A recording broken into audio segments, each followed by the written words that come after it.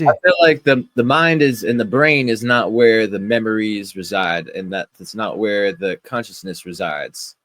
I feel like we know that there's the emotions are stored in the organs, and there's other neurons in the heart and all the organs as well. So the mind is not, or the brain is not solitary in being able to facilitate parts of the nervous system that hold thought. But in addition to that, I feel like the brain is just a place where records are kept. And so even though the mind is beyond the body in an energetic field that we haven't really been able to map yet, we don't have the instrumentation to map out the energetic aspects of our body, of the cell, of the atom. So that's something that quantum physics is working on, trying to be able to recognize these energetic components that we don't see with the physical eye. But I feel like the mind is likely beyond the body and probably connected through morphic fields to other minds. I feel like the mind is not an island. And so, in a lot of ways, I feel like the mind maybe does use the brain to store records there. That and the sense organs themselves are probably what have the memories. I feel like because without those sense organs, the brain can't just conjure up a feeling based on an image from the eyes or something else that's not that actual sense organ that's familiar with the thing that you have of an affinity to. So I feel like the organs recognize the familiarity. The mind pulls up the record that that familiarity comes with something that's an affinity, or it could be the opposite. And so through the checks and balances of the records in the mind, the mind is able to operate through those memories that are held down as an anchor in the physical realm. But the mind is more freer than that and can create new interpretations and new memories. And sometimes I feel like when there's damage in the brain, we can lose the connection of the old records, but we can always create new understandings. I like to use the metaphor of the mind in relation to the universal mind as kind of like a backyard without a fence. Like, because you have a clearly defined boundary as to what your mind is, but obviously, little squirrels and weeds can kind of creep into your yard, and your neighbor's dog can come into your yard too. It's not really a closed off system, but there clearly is like a kind of like, I guess there's a space that represents you within that sort of larger space. I also like to think of it as sort of like an open bottle at the bottom of the ocean. It's like you have the inside of your bottle, which is like your kind of like your own headspace, but then the mind is the water that's within the bottle and the ocean. So there is that sort of like that sort of distinction. I guess I'm also thinking like in terms of like, when we think of like ownership, maybe it's not so much like when we're thinking about like how do we determine like what's our thoughts and what's not our thoughts, what's our mind, what's universal mind. Maybe it's more like a kind of a gravity kind of thing, like an orientation. Like I think about like music I like versus music I don't like. When I think about the music I like, it's almost like that music, it resonates with me. And I think the reason we like the music that we like is it makes us feel more like ourselves. It's like it taps us into our own kind of source energy.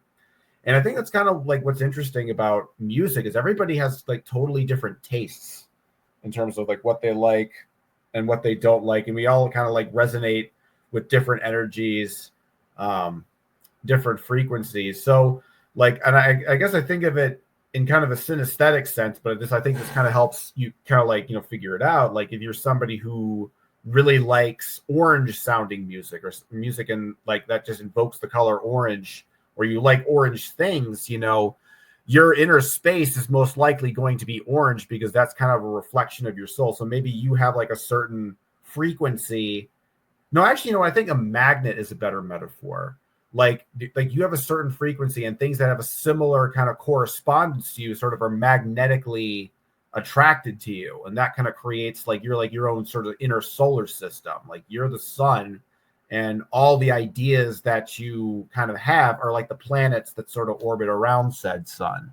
So yeah, I think that when it comes to like understanding how the mind is sort of connected to outer spaces, it's really interesting. But what I do in my Zarfexology practice, so it's like you have the human mind, and then you kind of have the sort of the Earth human collective, consciousness. This is taking it a step further. It's like what lies beyond the human collective consciousness, and you kind of realize that with my practice, it's kind of like the Fae that I work with. They have their own consciousness collective outside of ours, but then both of our collectives are part of an even larger collective that's so beyond mental comprehension. And this is kind of like in essence the sort of how you study mind space and its different kind of emanations and dimensional sort of variations by kind of looking at things as sort of these like these collective spheres of consciousness. That's essentially what a Zarfex is. It's a collective sort of hyperdimensional sphere of consciousness, and there's like multiple of them out there. So I think I kind of forgot what the initial question was, or the train of thought I was starting on. But I think when it comes to it's a good point to consider that the mind is not confined to your head, and that's kind of the thing with channeling too, is that you start to realize, like, one of the things that happens with me in channeling the Fae is that for some reason, there's a kind of association with the number 23. And one thing I noticed that the Fae are really like talking to me is I'll look at the clock and it says 23. And this almost always happens when the connection is strong. When the connection, the channeling session is very strong and I really feel the presence, it's like the more synchronicities that happen depending upon how strong the connection is. So if like the connection's kind of weak, I'm not really feeling it that day, I don't really get a lot of synchronicities. But if they're really vivid, it's like, oh my God, they're actually here. I start seeing tons of synchronicities, tons of weird numbers, stuff happening. So, and that to me has kind of opened my mind up to the sort of the larger outer mind that exists beyond our body and our skull.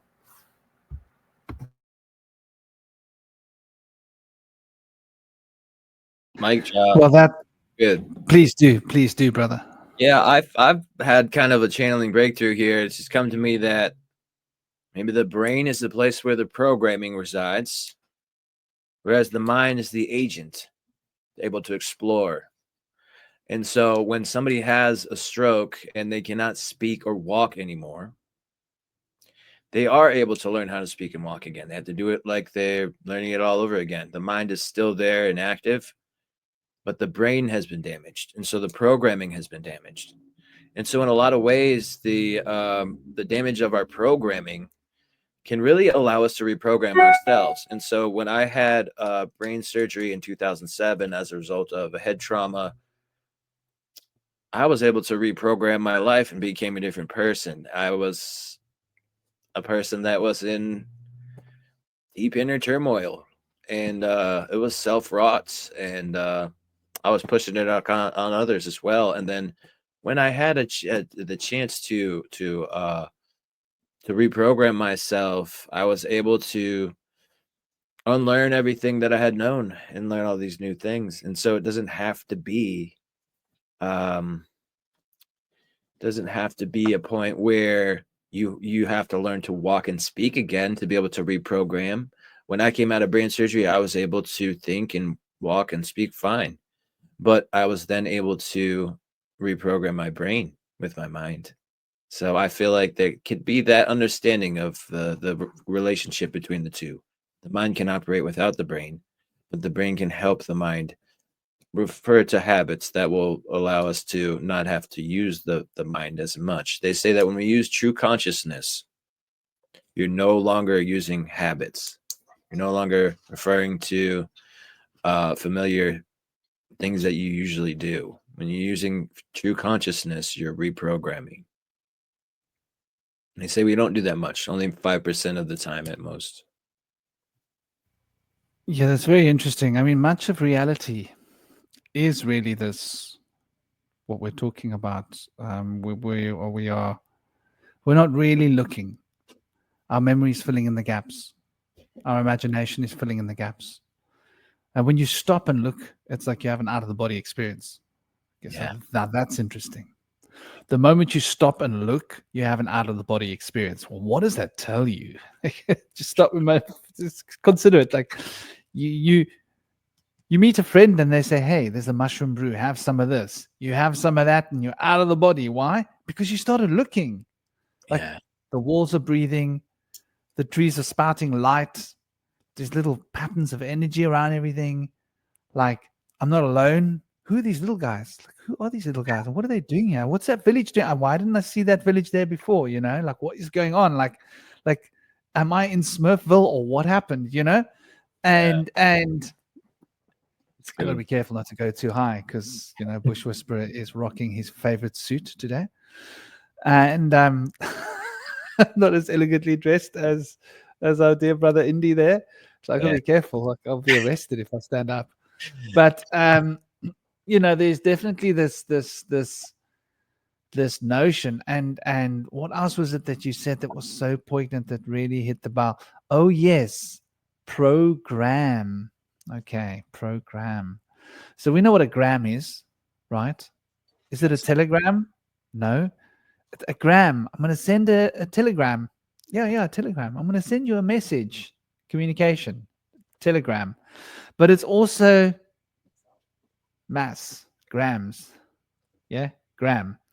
Like pro mass. Okay, program is to be pro mass, is to be oriented. So we need to be programmed to experience mass. What a concept. And the moment we stop programming ourselves to experience mass, what happens? All right. It's when you look. It's when you open your eyes and start paying attention. It's like out of the body. So what is this body? And it brings us back to what Cosmic was saying earlier about, you know, consciousness and the body. And what is consciousness? People always want to intellectualize consciousness, and they want to say that consciousness is this thing of this etheric thing. And it's like, yes, but what is the body?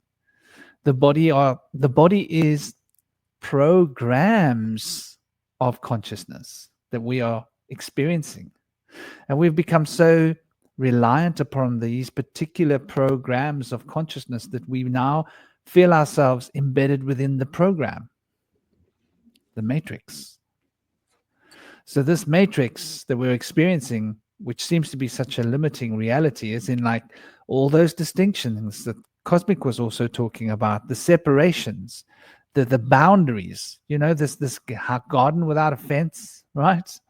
Those fences, that is all part of the program. And the moment we start actually looking at the garden, we notice that there isn't really a fence. It seemed like there was a fence because there's some bushes around the garden. But if you actually look at the bushes, like you can actually just walk right through the bushes. You go, oh, wow. There's a relative privacy that we take for granted. We say, look, this is my private space. But only just because you're not looking through the bushes. Part the bushes and you see, whoa, there's a whole world out here. And it's like you can literally walk in and out of the property. You don't need a key. And so that's like quite an interesting perspective to look at consciousness as being, when I think of consciousness, this is what I think of. I think of conch representing the primal sound of vibration. And the conch is carrying Zeus, which is that thought. So the Zeus is being moved by the conch. So conch, Zeus, and then Ness. Now, when I think of Ness, I think of that transformative potential of Scorpio in the form of a fish that is swimming through a energetic field of life force, and it is being carried by the patterns of the serpent, Ness, consciousness. So it's got the hiss of the serpent, which is the card that relates to strength